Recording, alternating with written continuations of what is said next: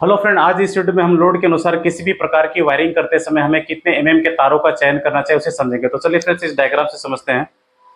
तो फ्रेंड, जब भी आप कहीं वायरिंग करने के लिए जाते हैं, ध्यानपूर्वक सुनिएगा फ्रेंड्स कि जब भी आप कहीं वायरिंग करने के लिए जाते हैं तो तारों का चयन करने से पहले सबसे पहले आपको लोड को देख लेना था। ठीक है, लोड से तात्पर्य यह है कि जब भी आप कहीं वायरिंग करने के लिए जाए तो तारों का चयन करने से पहले आप ये देख लीजिए कि वहां कितने उपकरण पहले से लगे हैं या लगने वाले हैं। ठीक है फ्रेंड्स, तो सबसे पहले आपको यह देखना है कि फ्रेंड्स कि कितने उपकरण वहां लगने वाले हैं या पहले से लगे हुए। ठीक है, तारों का चयन करने से पहले।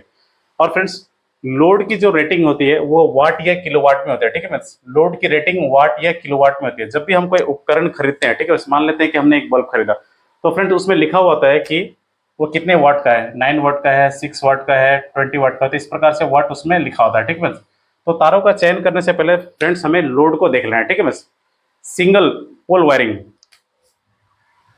सिंगल पोल वायरिंग में फ्रेंड्स फेस के सिर्फ एक ही सप्लाई होता है। साधारणतः घरों में या ऑफिसों में जो वायरिंग की जाती है फ्रेंड्स वो सिंगल पोल वायरिंग ही होते हैं। ठीक है, और सिंगल पोल वायरिंग से फ्रेंड्स जो करंट निकलती है, ठीक है, उसे निकालने कैलकुलेशन करने का जो फॉर्मूला है, ठीक है, बस सिंगल पोल वायरिंग से जो करंट निकलते हैं उसके कैलकुलेशन करने का जो फॉर्मूला है फ्रेंड्स, ठीक है, वो है I is equal to P divided by V multiply P F multiply M. ठीक है फ्रेंड्स, करंट को फ्रेंड्स, करंट को आई से दर्शाया जाता है। ठीक है, करंट को जो है आई से दर्शाया जाता है। ठीक है, और एम्पियर, एम्पियर जो है इसकी इकाई होती है। ठीक है, करंट की इकाई होती है, विद्युत धारा की इकाई फ्रेंड्स एम्पियर होती है।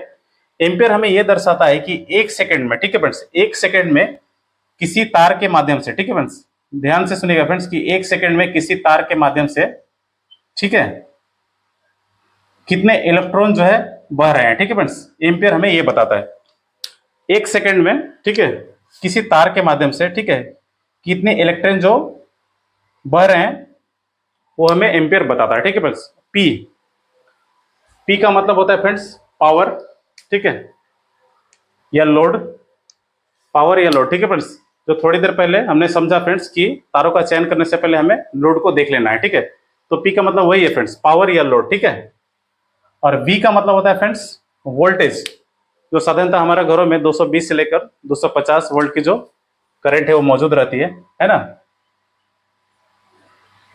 तो वी का मतलब होता है फ्रेंड्स वोल्टेज।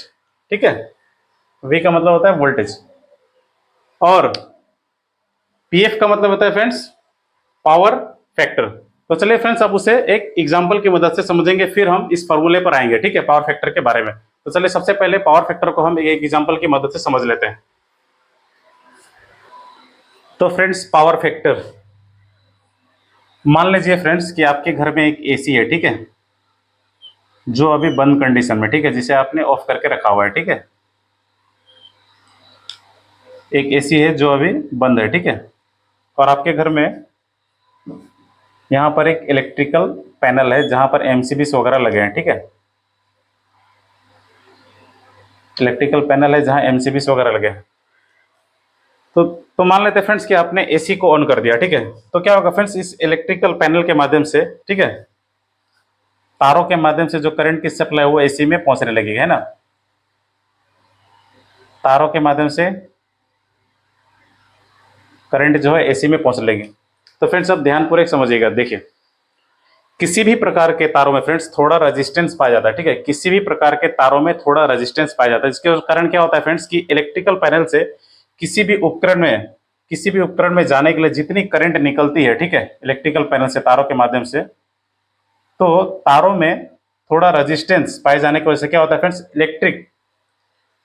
इलेक्ट्रिक फ्लो के मार्ग में थोड़ा बाधा उत्पन्न होता है। ठीक है फ्रेंड्स, जो करंट जो फ्लो करती है तारों के माध्यम से उसके मार्ग में थोड़ा बाधा उत्पन्न होता है। ठीक है, जिसके कारण क्या होता है फ्रेंड्स, तार जो है, तार थोड़े थोड़े गर्म हो जाते हैं। ठीक है फ्रेंड्स, थोड़े थोड़े गर्म हो जाते हैं।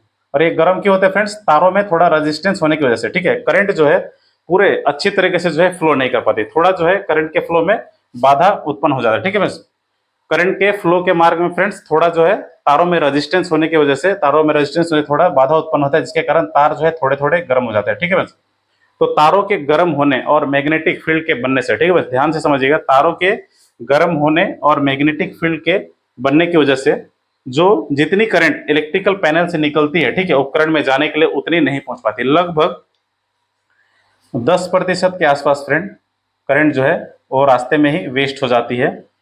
ठीक है, हमारे उपकरण तक लगभग 85 से 90% करंट ही जो है पहुंच पाता है, ठीक है फ्रेंड्स।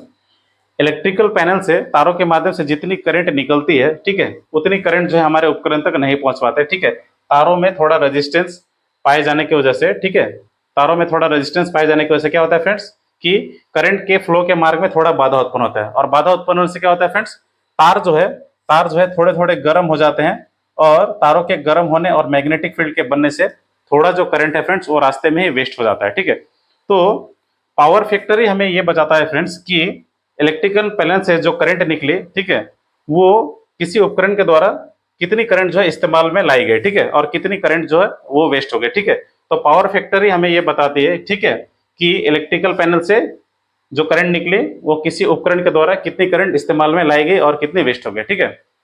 तो आशा करते हैं फ्रेंड्स कि आपने इस पावर फैक्टर को अच्छे से समझ लिया होगा। तो चलिए फ्रेंड्स अब इफिशियंसी को समझते हैं, ठीक है।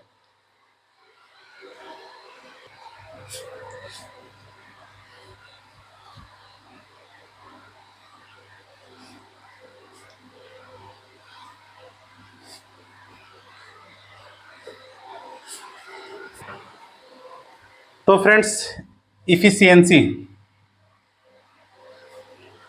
मान लीजिए फ्रेंड्स कि आपके घर में एक वाटर पंप है, ठीक है, जो अभी बंद कंडीशन में है, ठीक है, और ये वाटर पंप कार्य करने के लिए फ्रेंड्स 1000 वाट की बिजली लेती है, ठीक है, 1000 वाट की बिजली की लेती है।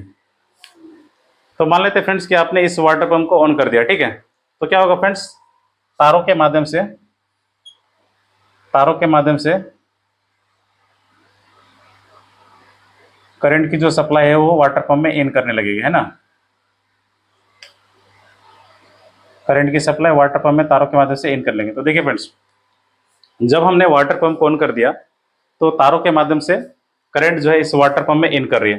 तो वाटर पंप के अंदर तारों में रेजिस्टेंस होने की वजह से, ठीक है फ्रेंड्स, ध्यान से सुनिएगा फ्रेंड्स, वाटर पंप के अंदर तारों में रेजिस्टेंस होने की वजह से करंट के फ्लो के मार्ग में थोड़ा बाधा उत्पन्न होता है, और बाधा उत्पन्न होने से क्या होता है फ्रेंड्स, तार जो है थोड़े गर्म हो जाते हैं, और तारों के गर्म होने और मैग्नेटिक फील्ड के बनने से क्या होता है फ्रेंड्स, थोड़ी जो करंट है वो वेस्ट हो जाता है, ठीक है, जो हमने पिछले एग्जाम्पल में भी समझा था, ठीक है फ्रेंड्स, पावर फैक्टर में। तो देखिए फ्रेंड्स, थोड़ी करंट तो तारों में रेजिस्टेंस होने की वजह से वेस्ट हो जाता है, और थोड़ी करंट क्या होता है फ्रेंड्स, जो वाटर पंप होते हैं, ठीक है, उसके अंदर कुछ घूमने वाले पार्ट्स होते हैं, जैसे रोटर हो गए, सेफ्ट हो गए, तो कुछ पार्ट्स जो है वाटर पंप के अंदर घूमते हैं। तो फ्रेंड्स जब वो पार्ट्स घूमते हैं, जब वाटर पंप ऑन कंडीशन में रहती है, तो क्या होता है, उस पार्ट्स में फ्रेंड्स उस घर्षण होता है, ठीक है, थोड़ा जो है उस पार्ट्स में घर्षण होता है, और घर्षण होने की वजह से, ठीक है फ्रेंड्स, घर्षण होने की वजह से फ्रेंड्स थोड़ी ऊर्जा जो है फ्रेंड्स वो नष्ट हो जाती है, गर्म होकर जब वो पार्ट्स घूमते हैं फ्रेंड्स, ठीक है, तो घर्षण होने की वजह से क्या होता है फ्रेंड्स, गर्मी की वजह से थोड़ी ऊर्जा जो है नष्ट हो जाती है। तो तारों में रेजिस्टेंस होने, ठीक है, और पार्ट्स के घूमने की वजह से जो घर्षण होता है, इन दोनों की वजह से फ्रेंड्स थोड़ा जो करंट है फ्रेंड्स वो वेस्ट हो जाता है। तो ये वाटर पंप कार्य करने के लिए तो फ्रेंड्स 1000 वाट की बिजली लेती है, लेकिन उसका मैकेनिकल आउटपुट फ्रेंड्स, ठीक है, सिर्फ 900 वाट ही देती है, ठीक है, 900 वाट ही देती है। 100 वाट करंट फ्रेंड्स, लगभग 100 वाट करंट फ्रेंड्स वो वेस्ट हो जाते हैं, ठीक है। तो पावर फैक्टर और इफिशियंसी ये दोनों की वजह से फ्रेंड्स लगभग 20 से 25% करंट, ठीक है, 20 से 25% करंट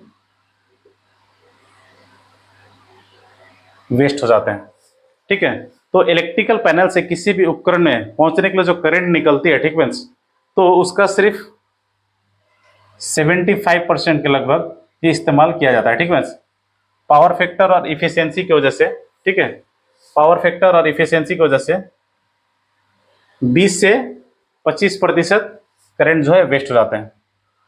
तो फ्रेंड्स आशा करते हैं कि आपने पावर फैक्टर और इफिशियंसी को अच्छे से समझ लिया होगा। तो चलिए फ्रेंड्स अब समझते हैं सिंगल पोल वायरिंग में, ठीक है फ्रेंड्स, करंट निकलने का जो कैलकुलेशन है, ठीक है, वो क्या होता है। तो चलिए फ्रेंड्स सिंगल पोल वायरिंग में हम करंट निकलने के कैलकुलेशन को समझते हैं।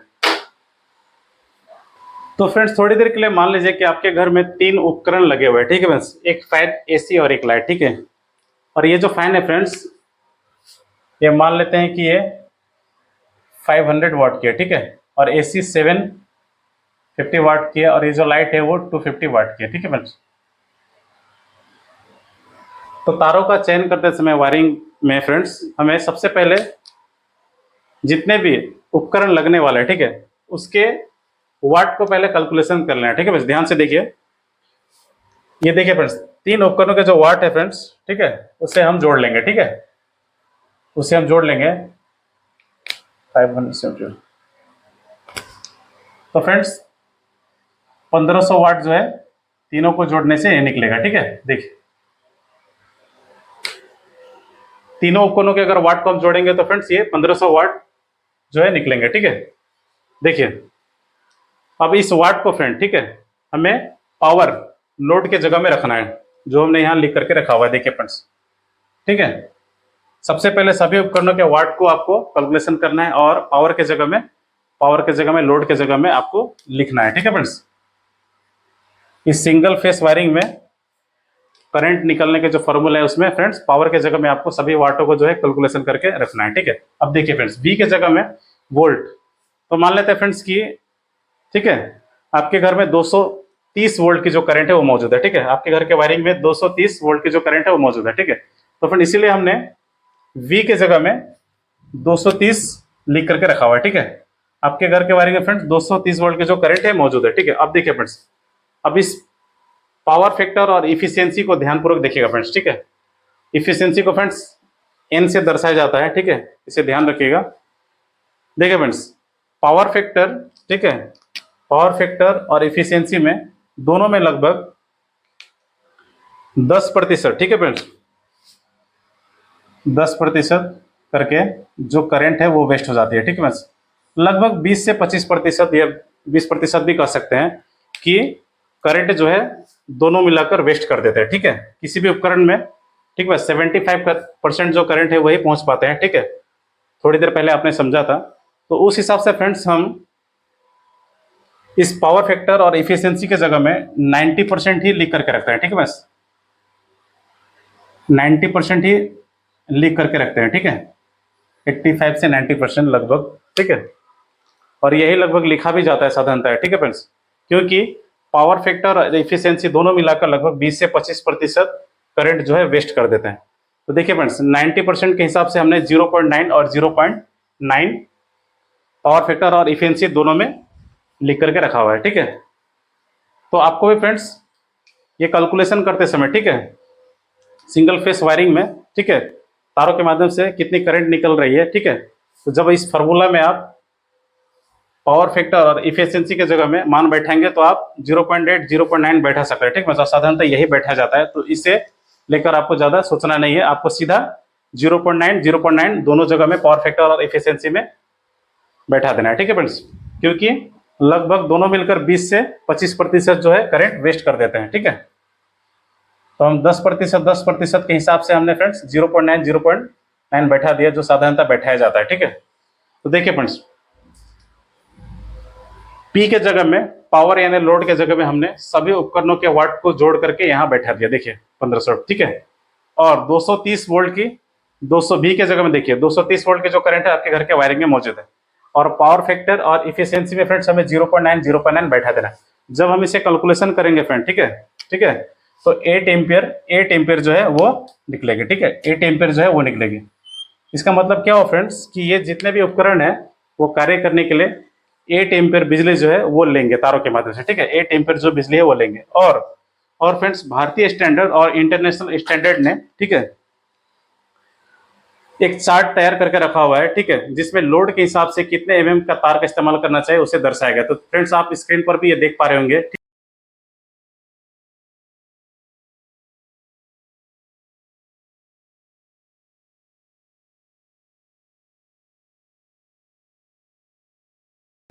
तो फ्रेंड्स इस प्रकार आप चार्ट देखकर भी तारों का चयन कर सकते हैं। यदि आपको फार्मूला पता हो तो फ्रेंड्स आप कितने भी बड़े साइट में काम कर रहे हो, तो यदि आपके पास चार्ट ना भी हो तो भी आप कैलकुलेशन करके आराम से निकाल सकते हैं कि आपको कितने एमएम का तार से जो है वायरिंग करनी है। तो फ्रेंड आशा करते हैं कि आपने लोड के अनुसार किसी भी प्रकार के वायरिंग में तारों का चयन किस प्रकार करना होता है उसे अच्छे से समझ लेगा। तो फ्रेंड्स अब मिलते हैं नेक्स्ट वीडियो में किसी नए टॉपिक के साथ। आज के लिए इतना ही, धन्यवाद।